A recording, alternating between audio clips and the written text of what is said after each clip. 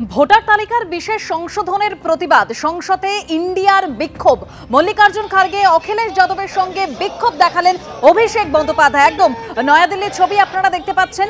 BJP শাসিত রাজ্যে বাংলা ভাষীদের হেনস্থা করা হচ্ছে এই অভিযোগে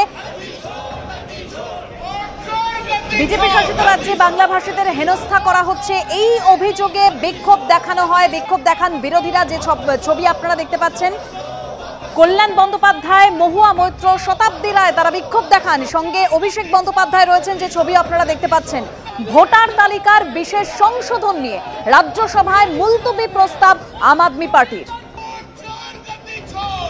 বাংলার মাটি, বাংলার জল, বাংলার বায়ু, বাংলার পথ পূর্ণ হোক, পূর্ণ হোক, পূর্ণ হোক হে ভগবান। বাংলার অপমান মানছি না, মানছি না, মানবো না। এই রবীন্দ্রনাথের অপমান মানছি না, মানছি না, মানবো না। এই মানবো না, মানছি না, মানবো না। বাংলা ভাষার জাতীয় সঙ্গীত, এই লড়াইয়ের ভাষা কি? বাংলা ভাষা আবার কি? বাংলাকে অপমান করা চলছে না, চলবে না।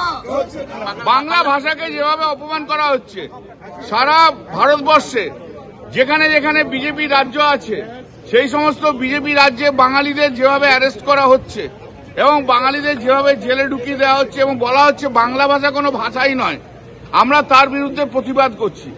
বিজেপিতে যারা এমপি হয়েছে বা পশ্চিমবাংলা থেকে, তাদের তো শিরদাঁড়া নেই।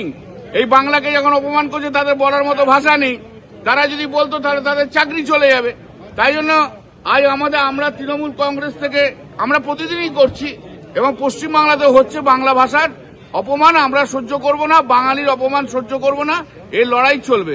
বাংলার মনীষীদের, বাংলার স্বাধীনতা সংগ্রামীদের, বিপ্লবীদের, নেতাজি সুভাষচন্দ্র বসুকে যদি অপমানিত সবচেয়ে বেশি কেউ করে থাকে তার নাম হচ্ছে কংগ্রেস, আর তারই গর্ভ থেকে জন্ম নেওয়া তৃণমূল কংগ্রেস। বাংলা কিংবা বাঙালির অপমান হচ্ছে না, রোহিঙ্গাদের সরানোর কথা হচ্ছে, বাংলাদেশের জিহাদিদের সরিয়ে দেওয়ার কথা হচ্ছে, আর সেটাতে ওরা বলছেন বাংলার অপমান। তবে অনেকদিন পরে কল্যাণ বন্দ্যোপাধ্যায়কে আবার দেখে ভালো লাগলো, স্লোগান দিচ্ছিলেন, উনি সম্মান ফিরে পেয়েছেন। সবাই যদি ওনাকে মেনে নেন তাহলে আরো ভালো লাগবে। বিহারে ভোটার তালিকার বিশেষ সংশোধন নিয়ে তোলপাড় পড়ে গেছে। তার মধ্যে পশ্চিমবঙ্গেও কিন্তু প্রস্তুতি চলছে জোর কদমে। এখন প্রশ্ন হলো, পশ্চিমবঙ্গে কবে এসআইআর? এই প্রেক্ষাপটে রবিবার সাংবাদিক বৈঠক করে সেই জল্পনা বাড়ালেন মুখ্য নির্বাচন কমিশনার জ্ঞানেশ কুমার।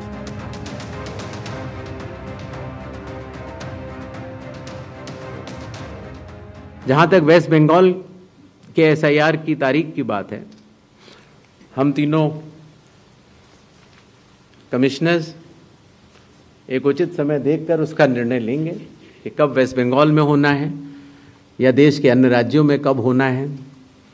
उसकी तारीखों का ऐलान आने वाले समय में उचित समय पर किया जाएगा। শুনলেন আপনারা জ্ঞানেশ কুমার, মুখ্য নির্বাচন কমিশনার। তিনি বলছেন যে আলোচনা করে সময় জানিয়ে দেওয়া হবে কবে পশ্চিমবঙ্গে এসআইআর হবে। আর তৃণমূল বলছে অগণতান্ত্রিক কিছু করলে বাংলার মানুষ মেনে নেবে না। হবেই সেটা তো আমরা দেখব। উনি অগণতান্ত্রিক কিছু করলে সেটা বাংলার মানুষ মেনে নেবে। নথি যাচাই করার সময় খামতি ধরা পড়লে তাদের নাম ভোটার তালিকায় উঠবে না। গতকাল এ নিয়েও নিজেদের অবস্থান স্পষ্ট করেছে জাতীয় নির্বাচন কমিশন। पहली बात तो मैं स्पष्ट कर देना चाहता हूं कि भारत के संविधान के अनुसार सिर्फ भारत का नागरिक ही एमएलए और एमपी का चुनाव कर सकता है। किसी और कोई अधिकार, किसी और देश के नागरिक को यह अधिकार प्राप्त नहीं है। अगर ऐसे लोगों ने इन्यूमरेशन फॉर्म भरा है तो एसआईआर की प्रक्रिया में अपनी पात्रता सिद्ध करने के लिए कुछ दस्तावेज भी मांगे गए, जिनकी गहन जांच 30 सितंबर तक होनी है। और ऐसे केस में जो ऐसे लोग हैं जो कि हमारे देश के नहीं हैं, गहन जांच के दौरान वो पाए जाएंगे और निश्चित तौर से उनका वोट नहीं बनेगा। এর আগে মুখ্যমন্ত্রী মমতা বন্দ্যোপাধ্যায় বলেছিলেন যে পশ্চিমবঙ্গে ভোটার তালিকায় বিশেষ সংশোধন হলে ঘেরাও কর্মসূচি হবে। बिहार में 40 लाखों का ज्यादा आदमी को नाम निकाल दिया और बंगाल में भी करने वाला है। अगर करेगा तो घेराव कर्मसूची करेंगे, पूरा घेराव होगा, पूरा आंदोलन होगा। हम नाम काटने नहीं देंगे, हम नाम डालने नहीं देंगे ডিটেনশন ক্যাম্প में। বিজেপি চক্রান্ত তো চলছে, নির্বাচন কমিশনের ষড়যন্ত্র চলছে।